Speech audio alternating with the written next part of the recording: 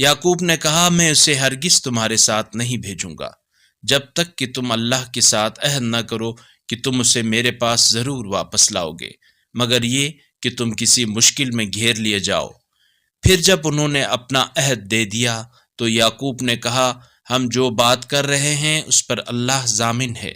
और याकूब ने कहा, बेटो, तुम सब एक ही दरवाजे से दाखिल न होना बल्कि अलग अलग दरवाजों से दाखिल होना, और मैं अल्लाह के मुकाबले में तुम्हारे कुछ भी काम नहीं आ सकता।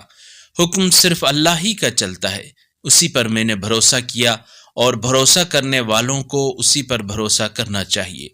और जब वो दाखिल हुए जहां से उनके वालिद ने उन्हें हुक्म दिया था, तो कोई उन्हें अल्लाह से बचाने वाला न था, मगर यह कि याकूब के दिल में एक ख्वाहिश थी जिसे उन्होंने पूरा कर दिया।